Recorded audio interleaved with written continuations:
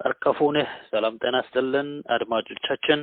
የዛሬ እንግዳችን ዶክተር አረጋዊ በርሄ ናቸው ዶክተር አረጋዊ በርሄ የትግራይ ሊበሬሽን ፍሮንት የትግራይ ነፃ አውጪ ድርጅት መስራች ነበሩ በኋላም ጥሎ ነው የወጡት ከታቸው ጋር ስለ ኢትዮጵያ ወይም ደግሞ ስለ አሁኑ የተማሪዎች እንቅስቃሴ የኦሮሞ ተማሪዎች እንቅስቃሴ ጋር በሰፊው ተወያይተናል እንድታደምጡ እንጋብዛለን Radio Finfinne. This station will provide intellectual conversation and entertaining music 24 hours every day. Hello Dr. Aragawi. አቤት ደራራ ነኝ ፍንፍኔ ራዲዮ ነው የሚደውለውና ለቃለ መጠይቁ ፈቃደኛ ስለሆኑ እግዚአብሔር ይስጥልን አመሰግናለሁ እርሶን የፈለኩበት ዋና ጉዳይ መቼም ከርሶ በላይ ስለ ኢትዮጵያ ፖለቲካ የሚያውቅ የለም በተለይ ያሁኑን የገዢ መንግስት ድርጅቱ ገና ሀብሎ ሲጀምር መስራች ነውና ስለአሁኑ ጉዳይ እንዴት ያዩ ነው የኢትዮጵያን ሁኔታ በተለይ የኦሮሞ ተማሪዎችን እንቅስቃሴ በተመለከተና የመንግስት መልስ አዎ ለቃለ መልሱ በጣም አመሰግናለሁ የሆነው ነው ይሄ አሁን በኦሮሞ ወጣቶች የተነሳው ንቅናቄ ያጭር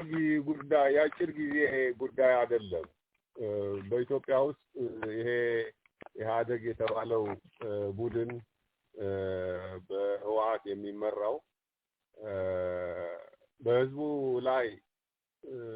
ሲያንሰራራ ያው 10 አመታት ወይም 25 አመታት አድርገዋል በዚህ ዘመን ህዝቡ ከድህነት ከመከራ ከስራ አጥነት ሊወጣ አልቻለም በዛ ላይ አፈናው ሁላችንም እንደምናቀው መጠን የለውም ባፈና ብዛት በጭቆና ብዛት በድህነት ብዛት ህዝባችን በየማዕዘኑ በምስራቅ በምዕራብ በደቡብ በሰሜን አገሩን ጥሎ እየወጣ ለመከራ እንደተዳረገ ሁላችንም እናውቃለን ይህ ብሶት የፈጠረው ተቃውሞ በየወቅቱ ብቅ ያለ በየወቅቱ እየተጨፈጨፈ እየተደበደበ እየታሰረ ነበር ያለፈው አሁን ግን ያው ቆና ሲበዛ አንድ ቀን መገንፈሉ አይቀርም አሁን የምናየው ንቅናቄም የዚሁ የብዙ አመታት ጭቆና ውጤት ነው በርግጥ አሁን በስፋት በኦሮሞ ወጣቶች ንቅናቄው እንዲታይ ሰፍቶም ጎልቶም እንዲወጣ ሆኗል እንጂ ተመሳሳይ ንቅናቄዎች ሌሎች ቦታዎች ላይ አልተደረጉም ማለት አይደለም ብዙ ቦታዎች ንቅናቄዎቹ ነበሩ በትግራይ በአማራም በአፋርም በኦጋዴንም በሌሎች በጋምቤላም በሌሎች አካባቢዎችም ነበሩ ግን ሲታፈኑ ነበሩ አንድ ባንድ እየተመቱ እየታፈኑ እየተጨቆኑ እየተረገጡ ነበር አሁን ግን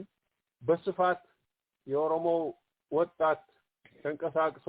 ያንን ብሶት ገንፍሎ እንዲወጣ አድርጓል ይህ ብሶት የኦሮሞ ህዝብ ብቻ ሳይሆን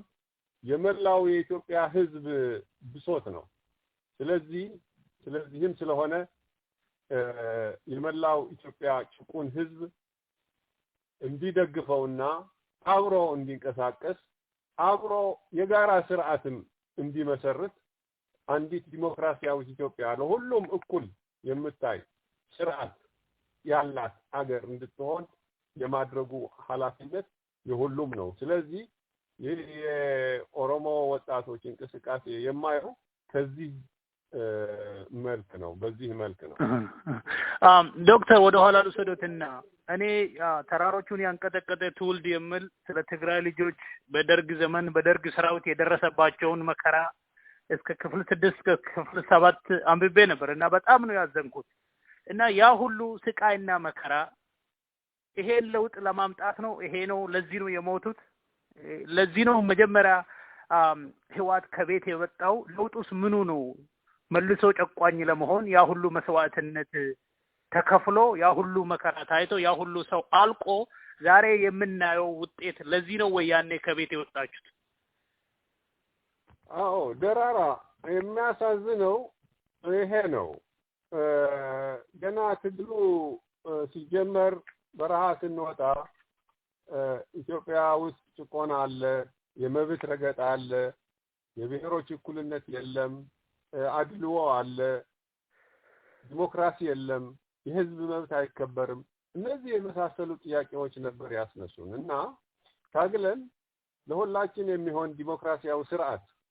እንመሰርታለን ብለን ነበር የወጣ ነው እንጂ አሁን እንደሚታየው ህወሓት ኢህአዴግ ስልጣን ይዞ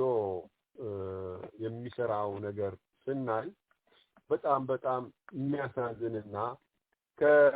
ከእቅዱ ከመጀመሪያው እቅድ ፈጽሞ የማይገናኝ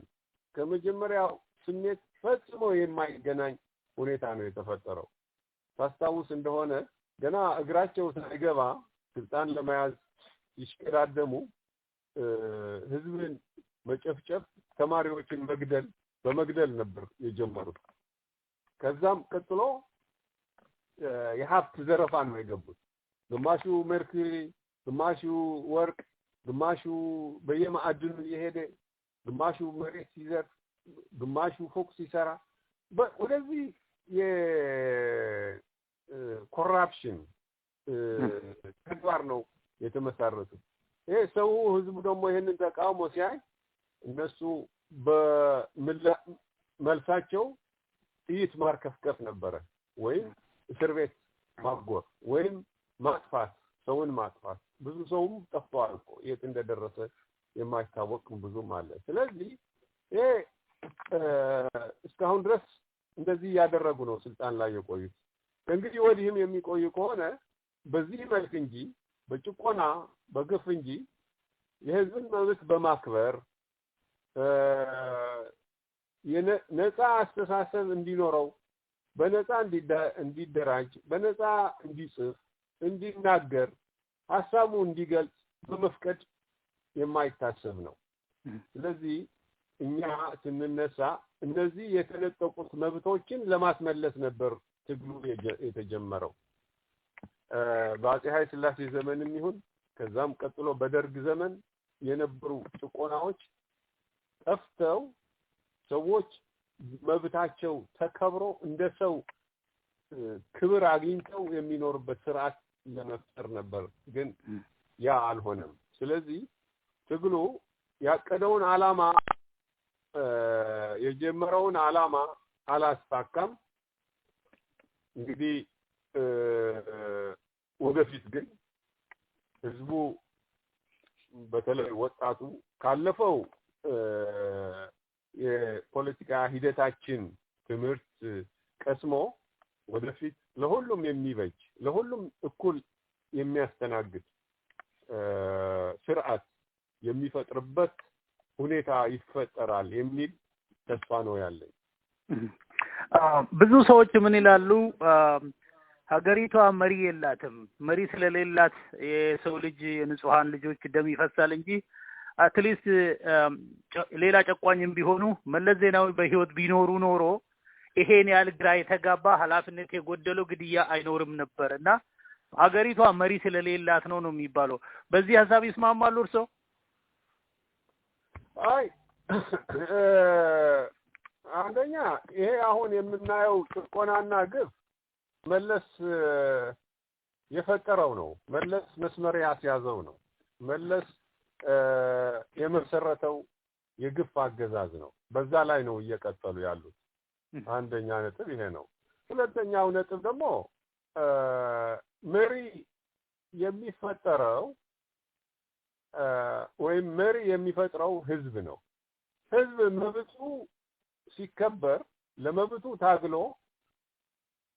መብቱ የሚያስከብርበት ሁኔታ ሲፈጠር መሪም ይፈጥራል ያንን መብቱ የሚያስከብርበት ፖሊሲዎች፣ አሰራሮች፣ ደንቦች፣ ህጎች ህዝቡ ያጸድቅና ለዚህ የሚበቃ ለዚህ የሚመጥን መሪ ያኔ ለይቶ ያውቃል። ያኔ ነፃ የሆነ ያስተሳሰብ ግጭት በነፃነት የመናገር በነፃነት ሐሳብን የመግለጽ በነፃነት ገንቢ የሆኑ ፖሊሲዎች የማርቀቅ ችሎታ ያለው ሰው ያኔ እያየ ህዝቡ ነው የሚመርጠው። ለዛ ብቁ ሆኖ ሲገኝ ስልጣን ላይ ያቆየዋል። ለዛ ብቁ ሆኖ ሳይገኝ ደግሞ እሱን አውርዶ ሌላ ብቁ የሆነ መሪ ይፈጥራል። ስለዚህ መሪ የሚፈጥረው ህዝብ ነው። ህዝብ ስል ደግሞ መብቱ የተከበረ መብቱ ማስከበር የሚችል የተደራጀ ህዝብ ማለት ነው። ስለዚህ ተደራጅተን ህዝብ ተደራጅቶ ለዚህ እርሱ የሚፈልገው መሪ ለመፍጠር ብቁ ማድረግ የሁላችን ትግል መሆን አለበት። ዶክተር እርሶ አባይ ፀሐይን በአካል ያቋቸዋል? ቢያቋቸው ይሄ ከሳቸው የምንሰማው ከአንዳንድ መሪ የማይጠበቁ ንግግሮች፣ የሚያናድዱ የሚያስቆጡ ንግግሮች ድሮም ነበሩባቸው? በእውነቱ ድሮ ብዙም ተናጋሪ አልነበረም። ትንሽ ልምጥምጥ ያለ ሰው ነው። ከነፋሱ ጋር የሚነፍስ ሰው ነው ድሮ ሳቀው እኔ። ስለዚህ ድረስ ደፍሮ የሚናገርና ቅጥ ያጣ ጅንፋታ የሚያሰማ ሰው አልነበረም። አሁን ግን ትንሽ ለየት ብሎ ነው የማየው። ይደነፋል፣ ያስፈራራል፣ ጀግና ሆኖ መስሎ ለመታየት የሚሞክር ሰው ሆኖ ነው ያገኘሁት። ይህ ደግሞ እኔ እንደምገምተው በድርጅቱ ውስጥ በተለይ በህወሓት አመራር ውስጥ ያለው ቀውስ ያለው ጭንቅ ወይም መደናገጥ የሚያመላክት ጠባይ ሆኖ ነው የማየው።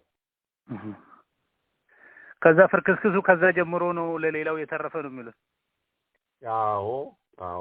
ሌላው እንግዲህ በስተመጨረሻ ማንሳት የሚፈልገው ህዝቡ ያውቃል። ህዝቡ የሚያውቀው ምንድነው? በአደንም ዝም ብሎ ተለጣፊ ድርጅት እንጂ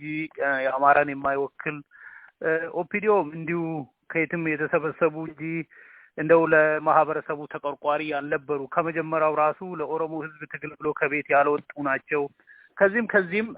ዋና ተጠያቂ ቲፒኤልኤፍ ነው ለአገሪቷ ውስጥ እየደረሰ ይላሉ። ይሄ ደግሞ በማህበረሰቡ ዘንድ በትግራይ ህዝብና በኦሮሞ ህዝብ መካከል ቅራኔ አይፈጥርም ይላሉ እርስዎ?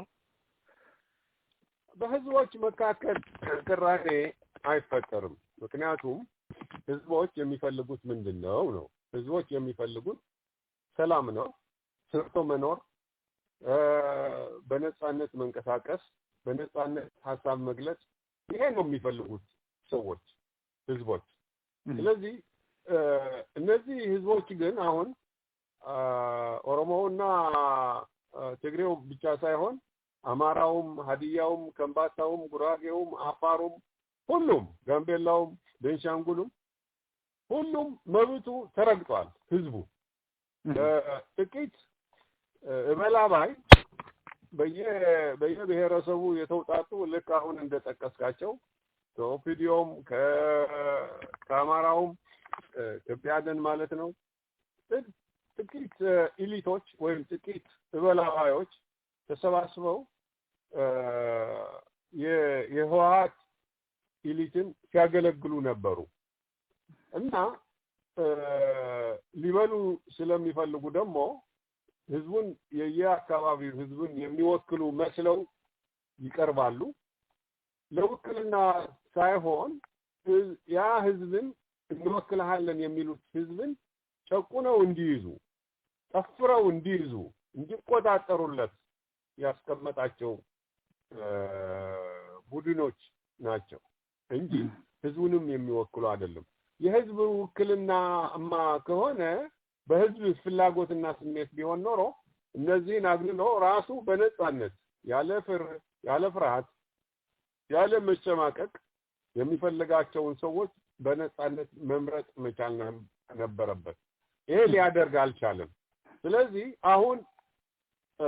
ታግሎ መብቱ ካገኘ ይሄ ህዝብ የሚፈልገው ሰላም በኩልነት መኖር ሰርቶ መኖር ተንቀሳቅሶ መኖር በነጻነት ሐሳቡ መግለጽ ብቻ እንጂ ሌላ ስልጣንም አይፈልግም ህዝቡ ስለዚህ ስልጣን የሚፈልገው ሁሉ ጊዜ ኢሊቱ ነው ላይ ያለው ኢሊት ነው ስልጣን የሚፈልገው ስለዚህ በህዝቦች መካከል ምንም አይነት ችግር አይኖርም እርግጠኛ ነኝ እነዚህ ጥግ ሲይዙ ህዝቡ እንደድሮ ተስማምቶና ተከባብሮ ተፈቃቅሮ በሰላም ተረዳድቶ የሚኖርበት ሁኔታ እንደሚፈጠር ጥርጥር የለኝም መልካም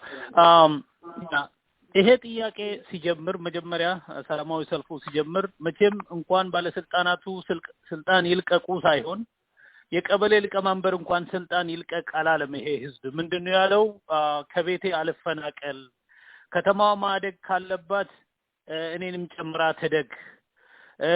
እንዲሁ መብቶች ቤዚክ የሆኑ መብቶች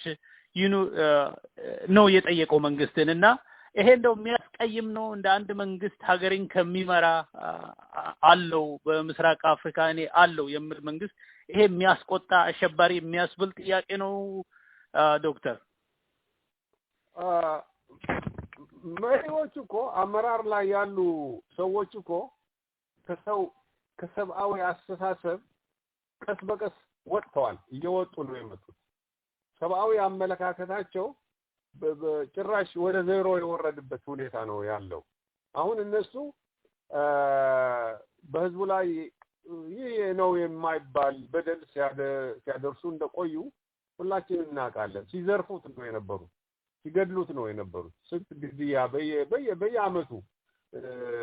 በሺዎች የሚቆጠር ሰው ዝም ብሎ ነጻነቴ መብቴ ይከበርልኝ ስላለ ብቻ እየታፈነ ነበር የኖረው ስለዚህ እነዚህ ሰዎች የሆነው ጥያቄ ያስደነግጣቸዋል የሆነው ህዝባዊ ጥያቄ ይደነግጣሉ ምክንያቱም ይሄ ጥያቄ አሁን ከተሟላ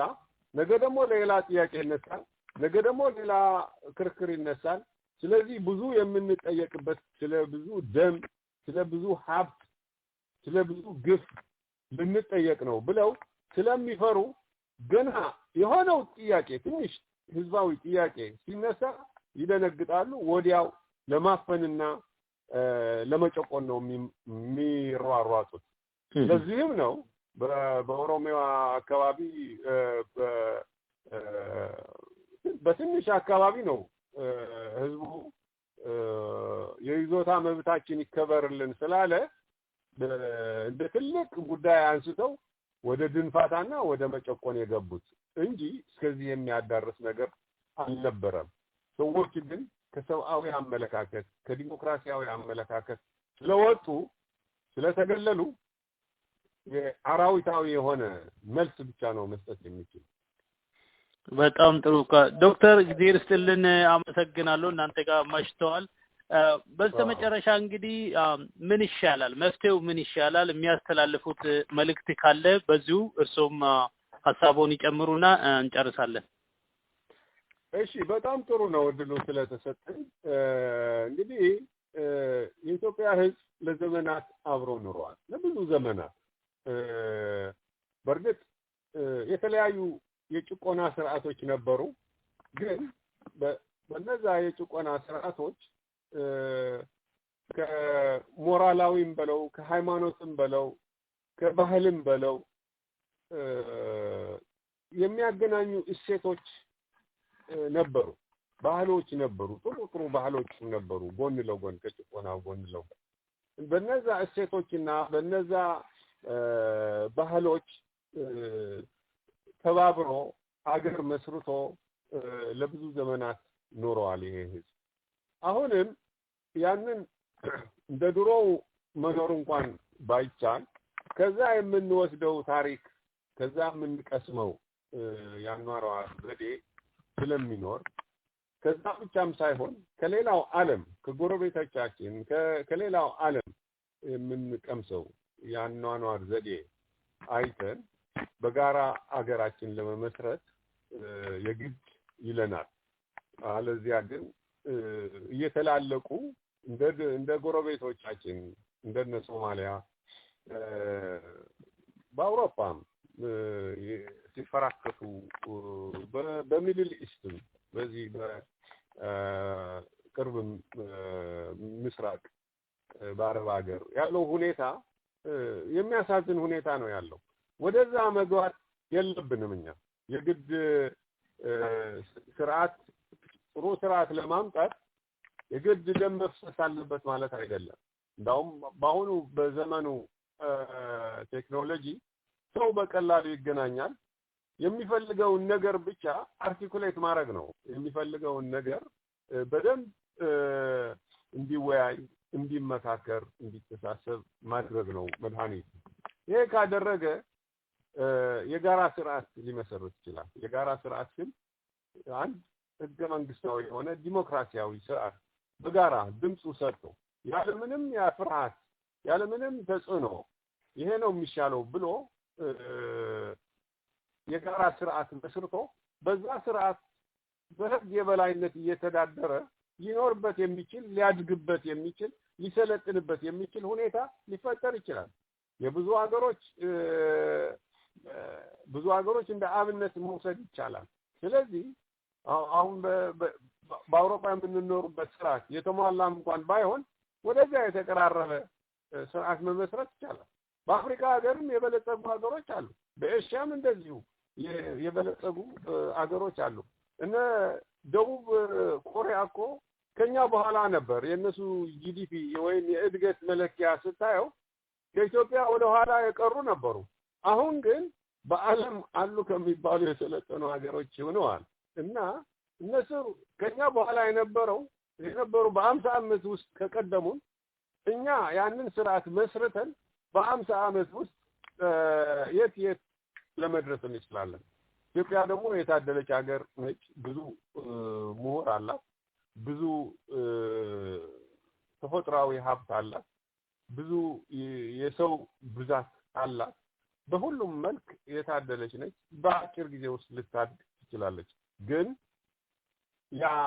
ህዝባዊ ስርዓት ግን መመስረት አለበት። ህዝባዊ ስርዓቱ ደግሞ በመግባባትና በመደማመጥ በመተሳሰብ እኔ በላይ ልሁን በውድድር ሳይሆን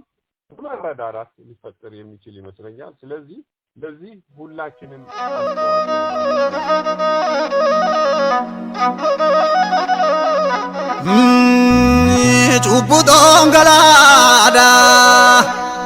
ጩቡጦን ገላዳ ጉታታን ገራዳ ከና ከባኒሳ ጎደተው ጩቡጦ ገላኮ ኦብሲያ ገራኮ ሙንዳቲ ዋኤ ሞፊን መተን መጃዛ ማነ ገርቡ ሳማነ ቱሙዳን አዳምኔ መሌ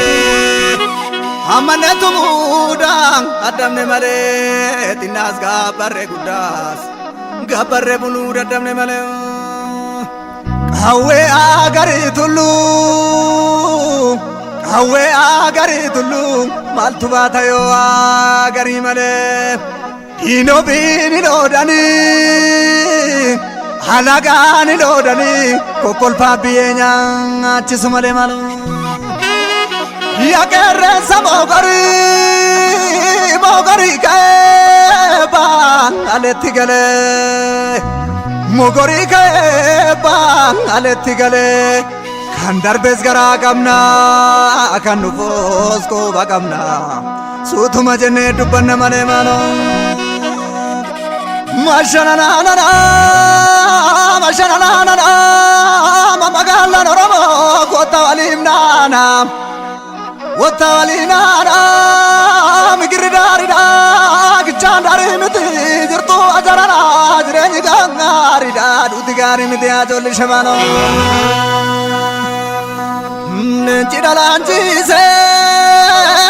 Lanchise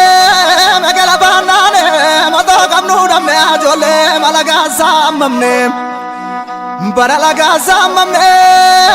jirenya mali kamna kane biyabane namni biyaba ajole minchi samale rabu ya di male alo to nambar orifamena fumano lafti ke siragada mirra ke sakotana ke sikenya smarada malo mirra ke sakofalla angara mada kabu nakabira bebula basastu lammi ke samo veganu gurguram basastu lammi ke sa kabesa bagesa indu panu fimale mindigara ko ke sa jiragara ke sa ini manne famale Abbi amora di ba Kenya longa ke sani ajole Kenya kuna madiba Makamino de sani ma